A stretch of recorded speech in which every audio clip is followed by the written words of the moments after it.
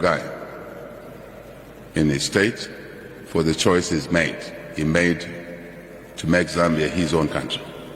And the service that he rendered to us with his skills, choosing to work for the public sector at that early age, rising to member of parliament, minister, vice president, and superintending over our country's affairs. When we needed somebody like Guy, he was there. So truly, Guy saved this land and its people with distinction, clear, as you have heard, and honor. To him, as you have heard, as a farmer, which I am as well, believe that farming is noble. If you want trouble in a country, let a citizen go hungry. Then you'll have trouble very quickly. Don't we know it in this country? Part of what propelled the movement for multi-party democracy in the early 90s was the food riots in the late 80s, starting on the Copper Belt. So some citizens think that farming is for certain people. I think farming is fundamental. It's part of Maslow's hierarchy of needs. Food, very important. So we acknowledge Guy's contribution to our agricultural sector. And I'm glad that one of his sons has continued on the journey of producing food for us all. And so thank you to Guy, and thank you to you for continuing with the family tradition. As we have heard, Guy was a steady hand. Minister Chenda spoke clearly about that situation. I know he was conservative a little bit. It was a very difficult time for this country when President Sata died. The uncertainties that surrounded what this country would be and the internal issues within PF were actually heavier than issues outside of the PF. And that's a fact. And the competition for who succeeds President Sata, who keeps the country together, was extremely intense. In fact, it was frightening inside the party PF, inside the PF government. And Guy provided leadership. And I think the nation sometimes must reflect on such critical moments and say who helped us walk through that difficult situation. And Guy was there. Guy was there, encouraged by not many, but by a small number of people inside the PF, because a greater number of the members in PF wanted to go in a difficult direction. And Guy, clear to who he was, true to what he was, stood his ground. And we want to thank him for that as a nation. Please, family, take note of that. As a nation, on behalf of 21 million Zambians, we thank this guy here, Dr. Guy Scott, for what he did.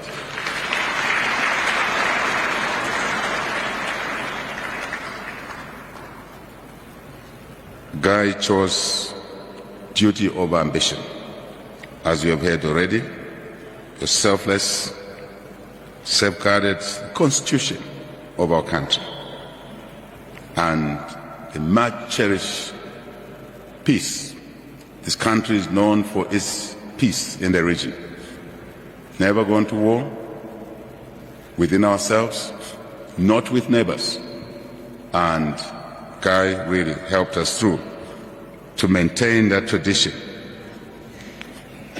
of being a peaceful country, which asset really has helped us walk through difficult situations as a country. And I want to ask Zambians to retain that asset, to value that asset of peace and service commitment beyond personal interests, national interests first. And all the time, those of us who are leaders seeking leadership remember, national interests first, and your personal interests should be subservient to those of the nation. And I think Guy did exactly that at a time we needed it the most. You've already heard, I don't want to repeat, Guy was honest, candid, witty, and fearless in his own way. And you needed to understand Guy, if you didn't know him for a long time and you were interacting with him, you needed to understand that he was a special human being. Sometimes he came to you as being a little bit naughty and disrespectful. Actually, it was his level of intellect that made him behave like that sometimes. But when you looked inside a little bit, you understood what he was trying to say or do at that particular moment. I'm one of those that benefited from that sort of wit, if you like, but deeply respectful of his ability to interpret a situation that an ordinary soul may not be able to do that. And that brought about peace, brought about an understanding that ordinarily could have created some difficulty. So thank you, Guy, for that. I think, as you have heard, he was a voice of reason. I must say a few things about Guy's ability to unify people, even in challenging times. Guy never saw ethnicity, race, or color in fellow human beings. He saw us as his fellow citizens, colleagues, yes, trained, educated, skilled differently. And that is important for us human beings to recognize. You won't always face people that are of your profession, look like you, but they have something that, if combined with yours and others, you create greater value. 1 + 1, always not 2, but it's 2 + 1. That is what we value about this gentleman here. Yes, he was intelligent, but came out in a very simple way, simplistic way. But again, that underscores his complex brain, which sometimes can be misunderstood. Guy built bridges. I remember when UPND tried to work with PF in 2009. And again, there was a lot of noise in the country whether this would work or not. And there's one person I always tried to reach out to see if he could help explain our intent as two parties trying to come together to save the nation. And so I want to confess that I would have quiet moments with Guy and say, look, how do we weave our way through this difficult situation? And Guy always had something positive to say about it. And he knew how to deal with Microsat. I think speakers here have tried to touch that. He knew exactly how to angle his issues with Microsat. I don't think many would have done what Guy did to deal with the president, then President Sata. But Guy came handy even before President Sata became head of state. And Guy understood the importance of one Zambia, one nation, one people. Truly understood that. More than many of us of our black extraction who believe we know our country better. Guy understood the importance of bringing the country together, and so that we can deliver common good for our ordinary citizens. He understood diversity. It has been already said, but I must also say something here. Guy knew that this road, this direction people are walking to, even if it looked glamorous, is the wrong direction to go.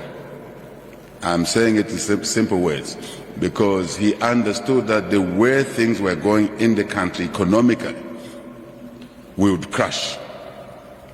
Early on, before many citizens understood that gravity train of borrowing excessively, of consumption habits outweighing investment habits in a country, would lead the country to a crash. And we did crash.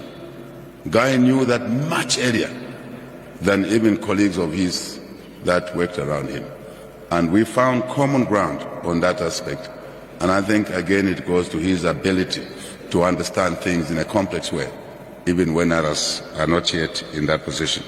So I want to say that, Brother Kasolo, that's what was the genesis of us working together again, because we tried to work together in 2009, it didn't work, and then we returned to our agenda, quite an agenda, and Guy was kind enough to allow Charlotte to even run as our candidate in Lusaka Central. And later on, Guy and I campaigned together. And one day we were on our helicopter from Mumbwa, we were going to Mpongwe. And in his strange ways of expressing things, he says, you know, HH, I saw some people at Ngabwe there. Can we turn the helicopter around so we can greet the people at Ngabwe? So I said, really? We have limited time there. We are being tracked, as you know. We may not be able to address the people in Mpongwe. Guy said, HH, I'm telling you, tell the driver to land, find the space to land. I said, all right, we'll do that. So I told the pilot, not the driver, the pilot landed, found the space. That's the beauty of the helicopter. In a hostile situation then. So we landed, and he says, I'm going to pass water before we go to greet the people out there. So you follow me. So I followed him. So I passed water as well. He says, you see why I asked you to stop? So he says to me, you moving with you is a serious problem because you can get arrested any time. So you better pass water here because where we are going you may get arrested. And the cells are not too good for you. That was Guy, right? And we passed water, we walked over, greeted the people, got on a helicopter, and true, when we landed there, we couldn't address the people. It was tear gas all over the shore, and we had to fly to another destination. I said, we delayed it. But they said, I saved you, because if we had come early, we could have been caught up with the tear gas and the bullets in there. So let's go to the next destination. That was Guy Scott, anticipating things which an ordinary mind may not anticipate. So we really mourn him for that, and as a country, we will miss him. But he left us with enough lessons, and I'm sure we will utilize the lessons as a country, as a people. One of the things that when we won the elections in 2021, we realized that vice presidents in this country were never looked after post their service in office. Just totally ignored. Judges were being looked after.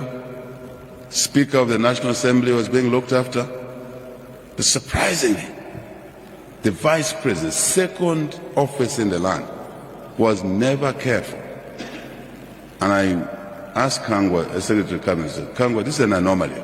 How can this be? He said, this is how it is. I said, no, I'm going to change it. He says, how? The law does not allow you. Then I asked the Attorney General to interpret the law. The law was not specific about what could be done, but it was specific about what could not be done, was to basically take care of the vice presidents in an open way. I mean, directly. So I then looked at the legal interpretation and decided that it was not fair for a guy like Guy and others not to be taken care of, looking at what they've done for the country. So I exploited the lacuna in the law because it was specific that the vice president could not be remunerated post the office. I decided to appoint 6 former vice presidents as my special invoice, and the Constitution allowed the president to do that. And that's what I did. And that's what I did. Guy Scott, last Prime Minister, Malimba Masheke in the UNIP era, Vice President Kabindele, Vice President Deno Mianda, Vice President Nevas Mumba, Vice President Inonge Wina. I appointed them as the President's special invoice. And I thought that was the correct thing to do. And my colleagues are here, and I asked for their help to advise the President whenever the President needed advice on different matters, subject or dependent on their skills. And really part of that motivation was the welfare of the people who served this country in high office, but also looking at Guy's contribution, as I explained what Mr. Chenda said, which I amplified, that it was not right to do a thing like that. And following that, I asked the Attorney General and Parliament to legislate so that Vice President are given formally now, which the law did not do, retirement benefits. And I'm glad to say that I want to thank Parliament for passing that law. That law is now in place. Former Vice Presidents, all of them, irrespective of a political party, because they served this country, are now on retirement benefits. Unfortunately, Guy has left us. But obviously there are provisions on how that happens. And I think it's important that as a nation we appreciate, understand that we don't deliver as presidents as individuals. We work as team members. We have teams that work with us, and those teams matter to the country and our quest to improve the livelihoods of our people. Guy's lasting legacy, even as we head towards the 2026 elections, true to what Guy stood for, let us love this dear country, which Guy called home. Let us do everything right to protect the country and its people. Let us serve the people as Guy loved to serve his people. Let us work for inclusion and not exclusions during this period. Let us talk peace and not plan violence towards this election.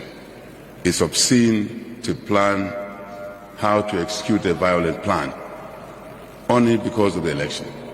No. It's competition to serve. It's not competition to fight, to injure. It's competition to serve. Vision, policies, ability to implement those policies is what matters. Let us focus on unity and not division in our country. Farewell, Guy. Rest now, Dr. Scott. The land you loved salutes you, Guy. The people you loved honor you, as the speeches that have been given. Your work is done.